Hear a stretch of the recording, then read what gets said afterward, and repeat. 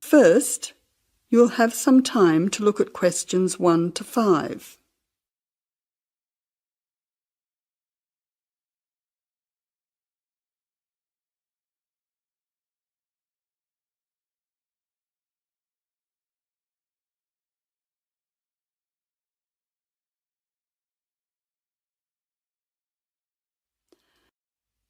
Now listen carefully and answer questions 1 to 5. Jack has got lost on his way to Margaret's party. He is phoning her for directions.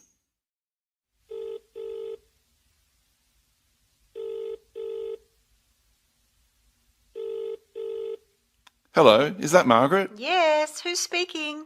Margaret, it's Jack. I think I'm lost. I can't see a signpost and... Jack, so where are you now? Well, I'm a bit confused about the directions, but I'm at a T-junction. What can you see around you? I can see a pub on the corner. Can you see the name of the pub? Wait a minute, let me see. It's hard to see in the dark. Yes, I can read it now. It's called the Lion's Head. Oh, the Lion's Head. Okay, well then you're not too far away. Go straight ahead through the traffic lights to the next T-junction. Sorry, I didn't hear you. What did you say? I said just go through to the next T-junction. Okay. Now what? Well, there's a park in front of you and a large 2-story building on the corner. Yes, I can see them. Okay, so now turn left. Hang on, you're coming up the street, so you'll have to turn right. Okay, got it. What's the name of your street? It's Wesley Street, Wesley, number 70. We're the 5th house on the left. You should see a red letterbox and some bushes in front of the house. Okay, 5th house, number 70. I should be there soon. Am I late for the party? It sounds like things are happening there. No, it's only just started. That's good. I should be there in the next 10 minutes. See you soon. Jack hangs up and walks on. 7 minutes later, he calls Margaret again, as he still can't find the house. You now have some time to look at questions 6 to 10.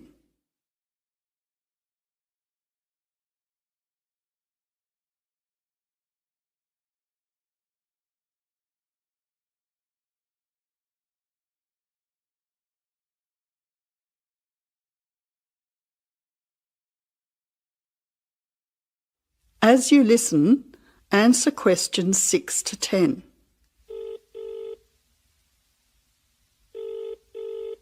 Who's speaking? Hi, Margaret. It's Jack again. Sorry to bother you. Listen, would you mind doing me a favour? Of course, what? Could you tell Mike I have got his camera? I've tried to send him a text message, but it's not going through. Oh, he's not here yet. Oh dear, he said he'd be there early. He might be lost too. Okay, I'll call him. What's his number? 0482 563379. Oh, so that's 0485. No, 0482 563379. Okay, I'll call him right away. But where are you now? Well, I'm in your street, but I still can't find your house. I can't see the numbers very clearly, or a red letterbox. It's pretty dark. I thought you said it was easy to find. Oh, okay, wait there. I'll come outside and get you. All right then, and don't worry about calling Mike. I'll try to call him now. Hang on, there's someone coming down the street. It looks like Mike. Oh, and I can see the letterbox now. It was hidden behind a bush. See you soon.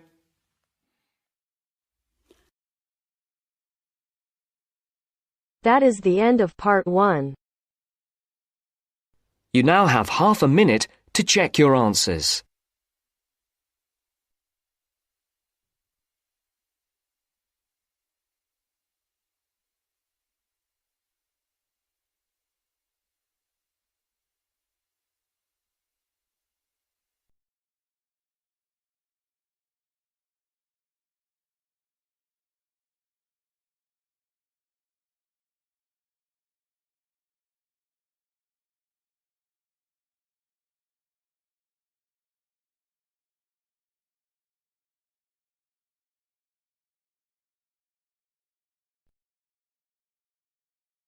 Now turns to part 2.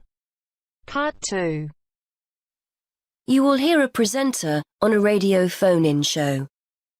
The presenter is talking to a woman who was bitten by a poisonous spider. First, you have some time to look at questions 11 to 15.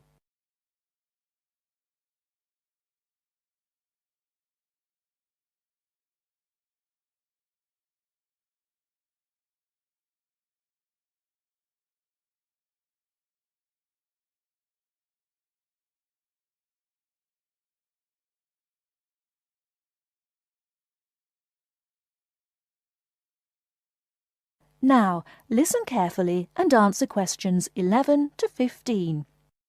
Today, we're continuing our Traveller's Tales. On the line we have Amanda Toddington, who had quite a nasty experience in Australia last year. Isn't that right, Amanda? Yes.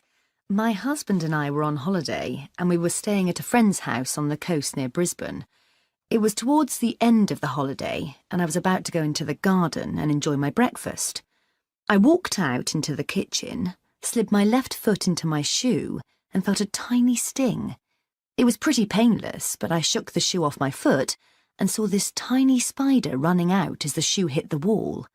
Anyway, not being an expert, I presumed the worst, that I'd been bitten by something that was going to kill me, and I completely lost control. I don't think I've ever screamed so much in all my life. We'd been told beforehand to always check our shoes before putting them on, as it's a common way to get bitten. So I suppose it was my own fault, really. So what was it that had bitten you? Tony, that's our Australian friend, he immediately asked me if I knew what had bitten me, and I pointed to the corner of the room where I'd last seen the spider. He picked up a jar and found the creature in the corner where the shoe had hit the floor.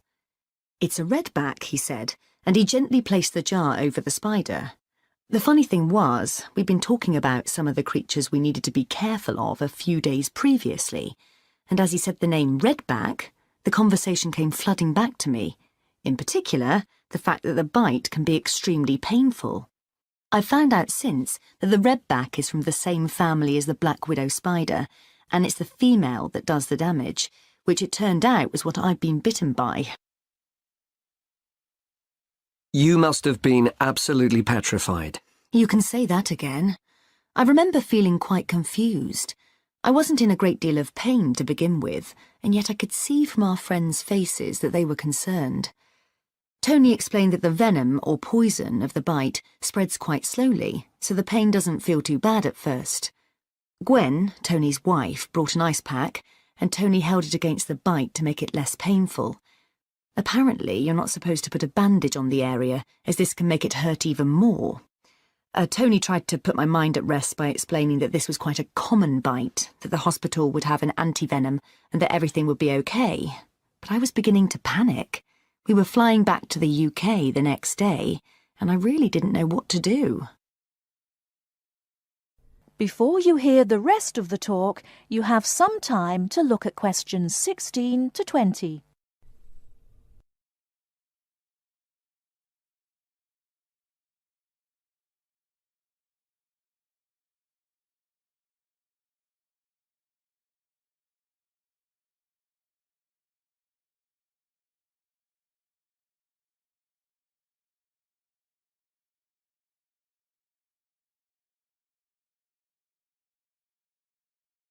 Now listen and answer questions 16 to 20.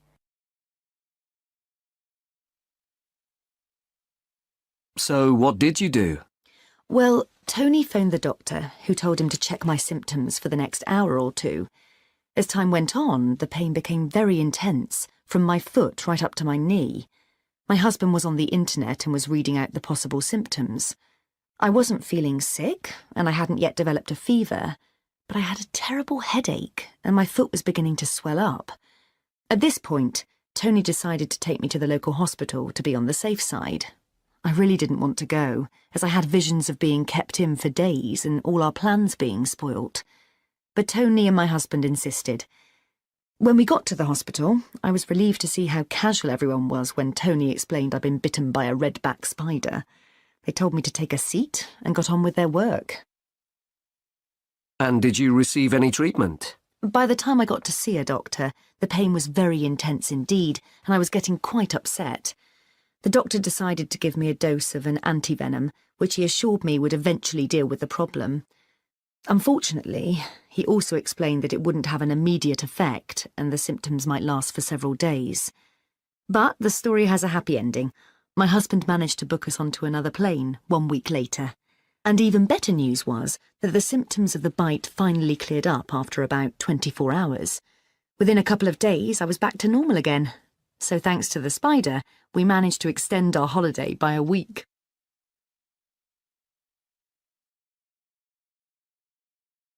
That is the end of part 2. You now have half a minute to check your answers.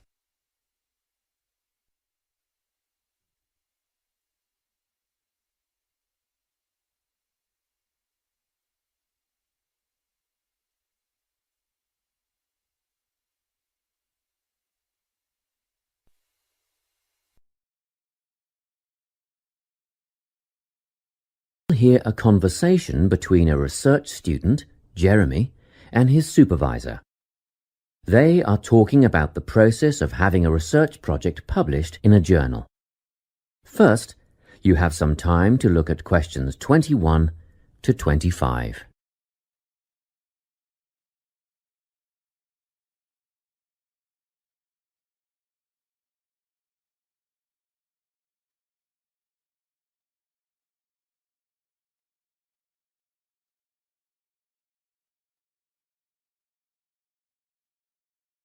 Listen carefully and answer questions 21 to 25.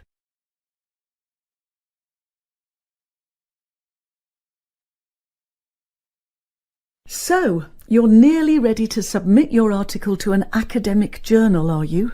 Yes, I think so. I just wanted to go over all the things I need to do before I submit it. And then I wanted to go over the submission process with you. Great. So, firstly, you need to write an abstract. Make sure it's short and concise. Of course. I forgot all about that. And what about key words? Yes, a lot of students overlook this part and just jot down whatever comes to mind. But take some time to make a list of keywords that are accurate and relevant. Okay. Another thing. Could you have a look at my article before I submit it? Absolutely. Actually, at least 2 senior staff members should always read through a final draft before submission. Do you mind if I give it to Professor Johnson to have a look at as well? Not at all. I'd be glad to have the feedback. Do you know which journal you want to submit to yet? Not yet. I have a short list of about 3 that I'm interested in. Make that decision soon, because you'll need to adjust your article so that it matches the style guide of the journal you are submitting to. I bet that can take a while. Yes, but after that you are just about ready to submit. One more thing, you'll have to sign the copyright form, just confirming that it's your own work, and then you're good to go. Before you hear the rest of the conversation, you have some time to look at questions 26 to 30.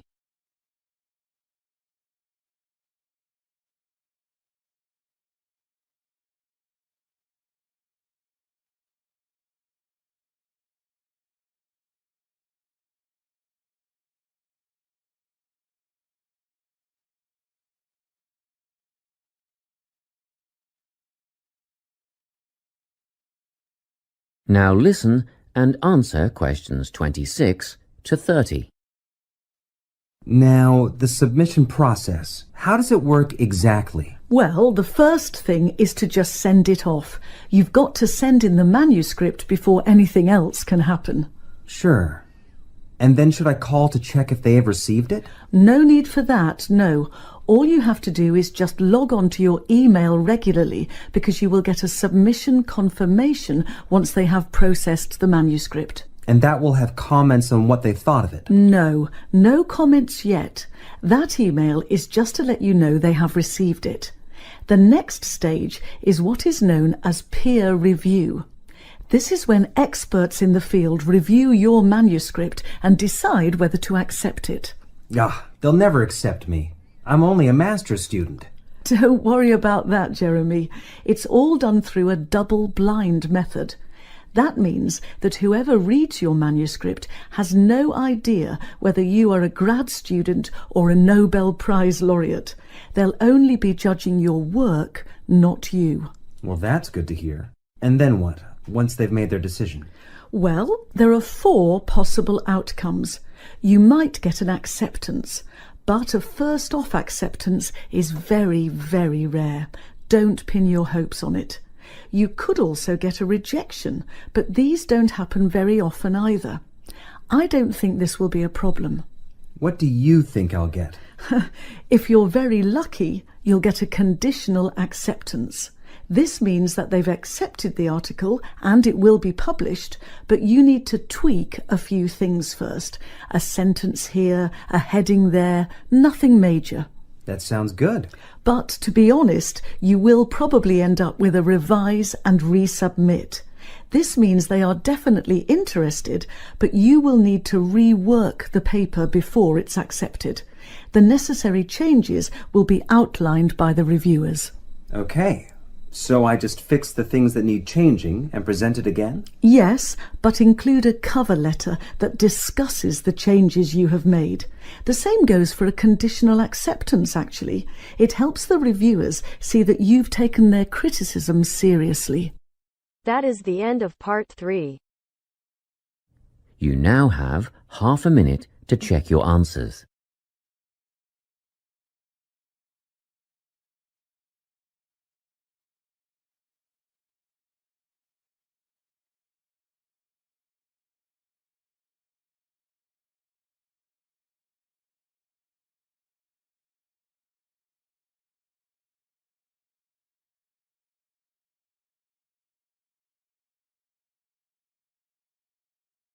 Now turns to part 4. Part 4. Listen to the last part of the lecture. As you listen, complete the notes below. First, you have some time to look at questions 31 to 40.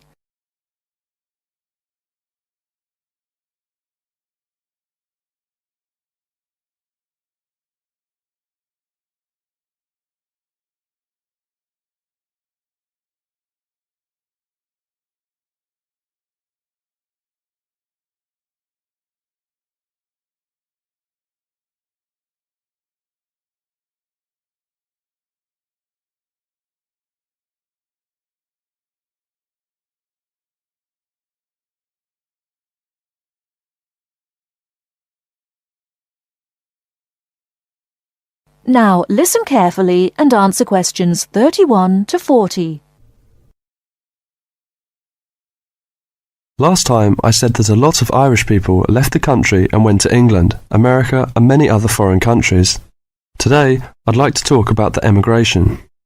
The effects of immigration were not all bad. The immigrants experienced a lot of hardship in their new countries. There is a famous story about a park in Shanghai where Chinese and dogs were not allowed. Well, in England, until into the 1950s, signs for jobs sometimes read, "Irish need not apply."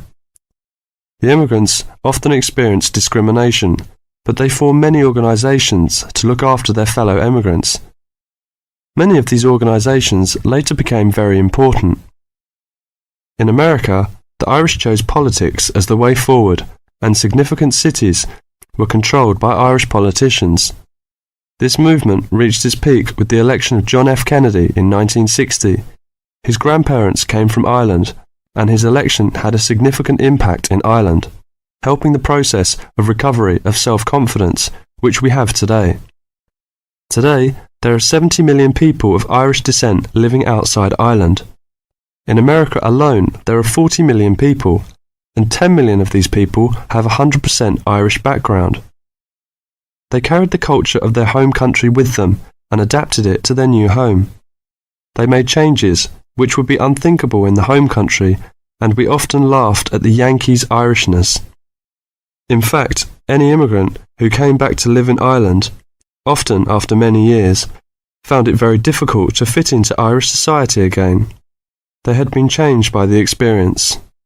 These immigrants have always had an interest in the old country. The American letter was a letter containing dollars sent back to one's family. More recently, President Clinton has been very influential in bringing peace to the north of Ireland. Riverdance itself was the idea of a dancer who was American, who applied American methods to traditional dancing, and the fusion was immediately popular. Modern Ireland has been able to use the disaster of the last century to learn modern marketing techniques and apply them, without at the same time losing what is distinctive about itself. Riverdance is a demonstration of that distinctiveness. That is the end of part 4. You now have half a minute to check your answers.